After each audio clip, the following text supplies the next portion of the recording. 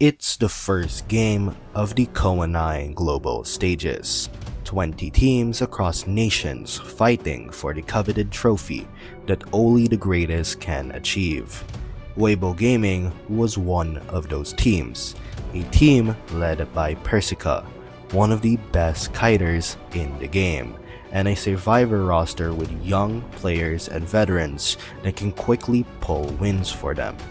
This team was young, fierce, and had what it takes to be one of the best teams.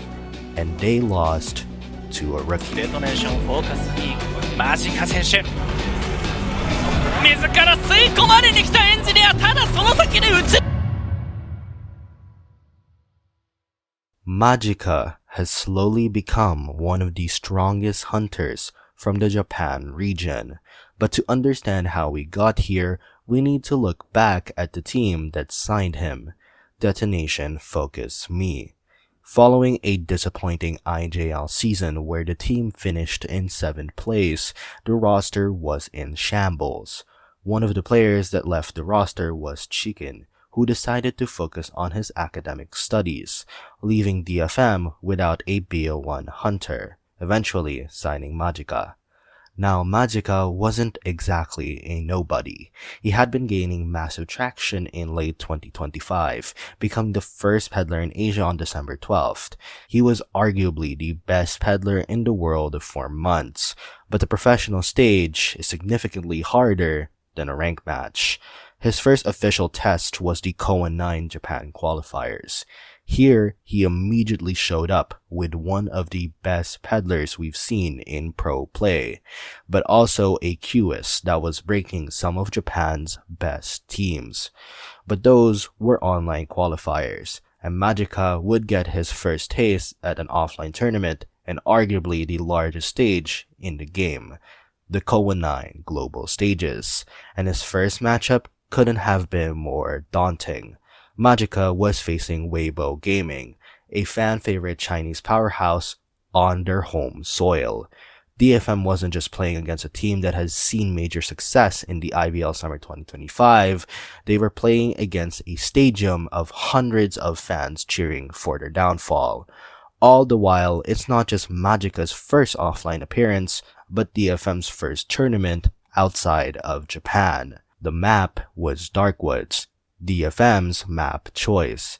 By picking Darkwoods, DFM hoped to put Nyede, Weibo Gaming's hunter, at a disadvantage if he tried to play his signature Ivy.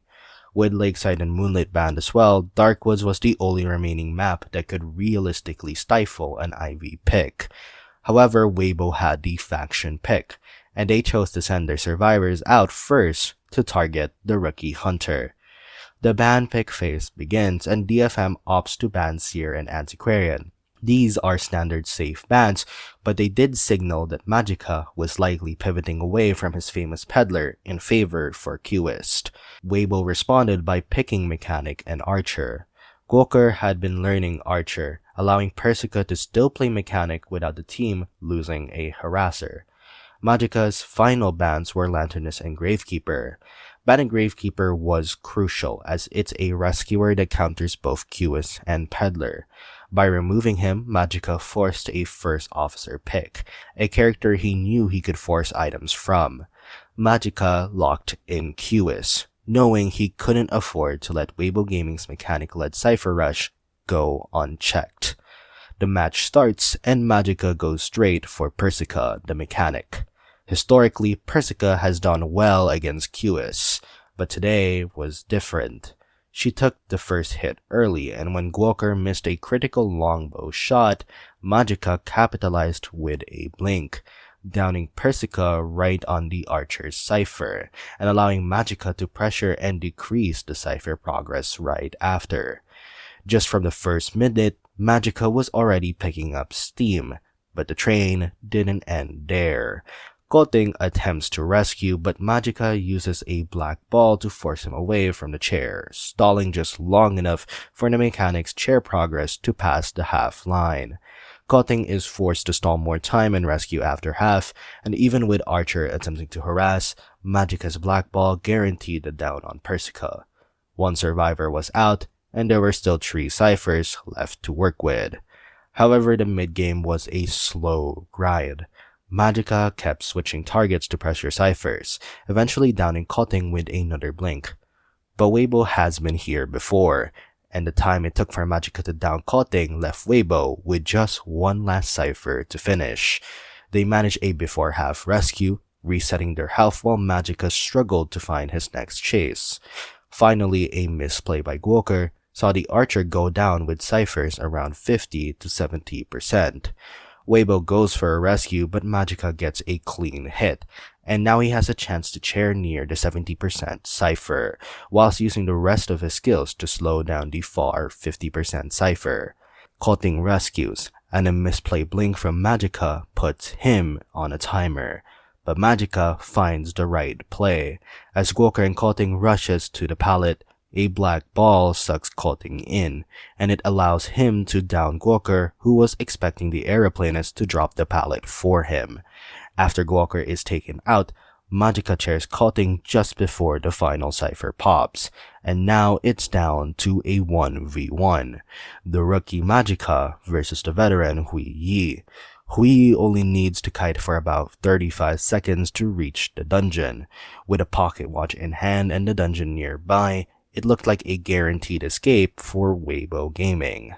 Magica finds the first officer, but with time running out, it seems as if all Hui has to do is use his watch and wait. Magica, however, goes into his cue ball form, and this stops the Weibo rescuer from triggering the other stages of Poseidon Watch. But then, what now? 怪物形態であれば懐中時計の影響は受けません。待っている。さらには吸い取った。手玉に取ったぞマジか。 Magica pulls off one of the greatest moves of all time. After going into cue ball form, he uses the black ball and barely sucks first officer. Then, instead of immediately taking first officer out of the black ball, he waits until he can no longer use the Poseidon Watch, before then letting him out and dealing the final blow. In his first ever offline game, under the pressure of an international crowd, Magica executed a sequence of moves that even veterans of the game would struggle to pull off flawlessly. DFM would eventually lose the overall set 1-0 after a miraculous dungeon clutch by Persica in the second round. But the result of the set doesn't change what we saw in the first match. Magica's performance was a statement. He proved that regardless of the crowd or the pressure, even a rookie can take on one of Identity V's long-lasting teams. Magica was signed only months before this debut, yet he immediately showed us how much a rookie can truly do.